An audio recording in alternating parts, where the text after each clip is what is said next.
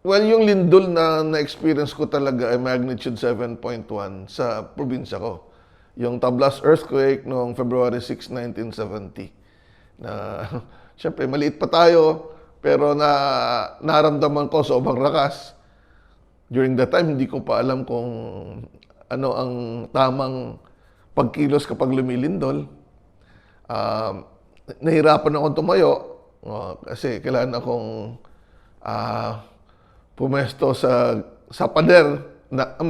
Pader naman ng bahay nun ay kahoy, kaya hindi naman magko-collapse. Pero nakita ko sa baba, bumubukas ang mga cabinet at nagsisilabasan yung mga laman. No, mabuti na lang hindi pa ganoon kalakas yung nangyaring shaking, mga intensity 6 siguro yung naramdaman ko. Up to 7. At hindi ganoon karami ang nasira sa probinsya namin. So ano reaction naramdaman niyo po nung gano'n? Since na Bata pa ako noon, syempre, natakot kasi hindi ko alam ang gagawin. Hindi ako nag-duck over and hold on kasi hindi naman tinuturo. Pero naabutan pa ako ng lindol from second floor to the ground floor. So matagal na shaking yun hanggang makalabas ako ng bahay. Isa yun sa hindi ko malilimutan ang mga pangyayari na talagang na-experience ko. Yung ibang mga lindol na malalakas sa Pilipinas, sa ibang lugar nangyari, kaya hindi ko talaga naramdaman. Siyempre, yung mga naramdaman ko na lang, mga aftershocks na nung malalakas nung after the event bilang parte ng trabaho sa FIVOX ay pumupunta ako sa iba't ibang lugar. pero yung naramdaman niyo, Sek, ano yun? Nasa school kayo? Nasa bahay kayo? Walang pasok yun. Hindi school day yun, weekend. No, I think weekend. Nasa bahay ako ng lola ko. May mga second floor pa rin. May second floor yung lola ko. Konkreto yung first floor, syempre ang foundation. Kahoy ang second floor. So kahoy ang dingding, kahoy ang floor. Ano sinari sa yung mga kamag-anak, yung mga nandong? Wala ako lang mag-isa nun.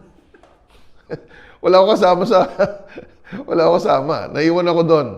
So parang dumudungo ako sa bintana sa harap ng munisipyo. Yung sa National Road kasi nakapwesto yun eh. So biglang lumindol. Mga morning yon, no? So ang parents ko nandun sa aming bahay sa State College. Ako lang naiwan. Yung lola ko wala din doon eh. Anong grade na or anong high school na ba kayo, sir? Or grade school? Either grade 1 or 2. Two. Yeah. Parang Grade 1 or 2. bata pa kayo. Oh, yes. Grade 1 or 2, I think. So, sa Baguio naman, sir, anong experience pa kayo? Maraming akong experience sa Baguio. Na-experience ko na lumipat ng bahay dahil na tanggalan kami ng bubong, no? Sa sobrang lakas ng ulan at bagyo. Pero during that time, hindi pa uso yung evacuation center. So, makikisilong ka sa kapitbahay o minsan yung kapitbahay mo ang makikisilong sa'yo kung sakali, no? Pero may episode no na high school ako na every year may bagyo. Mga 2 sunod-sunod na taon. And so funny na 1 year na apektuhan kami. Pero ang hindi ko malimutan, kaya hindi ko malimutan to, nakakatawa. Yung bagyo, the year before, ang bagyo, siyempre counterclockwise, ang ihip ng hangin papunta sa south. So yung isang malaking bahay pero kahoy ay tumagilid papunta sa south, leaning towards the road. Ay yung road na yun, diretso doon sa eskwelahan namin ng high school eh. Itong minsan mga bata, nagbibiruan, pag dadaan sa bahay na yon, siyempre nakatagilid yung bahay. So iiwas sila doon sa kabilang side ng bahay, parang lalakad palayo kasi nga baka tumagilid ng tuluyan. Pero ano pa naman siya, stable. Then the following year, bumagyo ulit. Dito naman sa bandang south ang daan. So natulak papuntang north. Yung tagilid niya, yung tilt niya, naging tuwid, naging vertical. So parang nakakatawa lang pero sobrang lakas ng hangin kaya gumanon yung bahay tapos napatayo ulit. Yun yung 2 taon na sunod-sunod na malalakas na bagyo. But yun, yung talagang high school pa lang ako. Siyempre, yung memorable sa akin, marami tulad ng Bagyong Ondoy. So yung sa Bagyong Ondoy, palanding ako dito from Bangkok, natagalan mag-landing yung aeroplano kasi sobrang lakas. Pero nakaland kami. Nakaland nga kami, hindi kami makalabas ng aeroplano dahil wala nang kuryente. Yung tube hindi makalapit sa aeroplano. Sa sobrang lakas ng hangin at ulan, hindi pa rin kami makakalabas, mababasa. Nung humina na, nakalusot na kami sa ilalim, wala nang tube. Wala na rin computer. So, ang aming mga passport tinatatakan na lang ng immigration at hindi ka naman makauwi dahil baha, no? So, nandun lang kami sa labas ng airport, nakaupo kami sa trolley. Kahit yung mga kilalang tao, nakaupo na lang kami sa trolley. Pero ang amazing, walang nagrereklamo. Typically, sa mga naabala, maraming nagrereklamo, di ba? So, wala talaga nagreklamo. May mga nagbibigay ng pagkain. Until madaling araw, dumating na yung sundo sa office.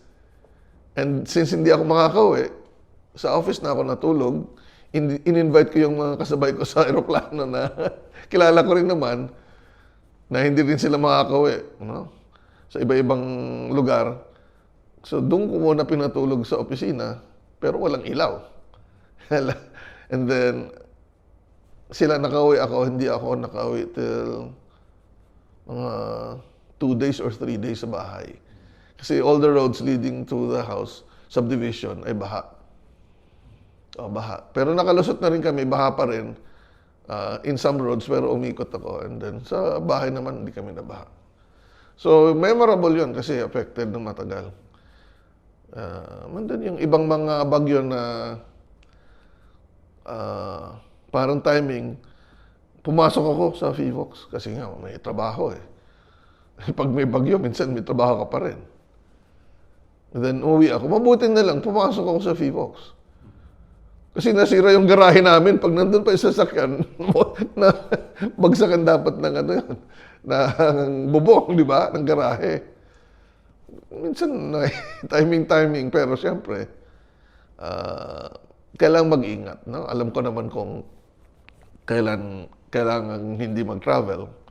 So, importante yung self-awareness sa mga nangyari. Pagdating sa bagyo, alam mo kung nasaan yung bagyo, gaano kalakas ang hangin, gaano kalakas ang ulan na darating.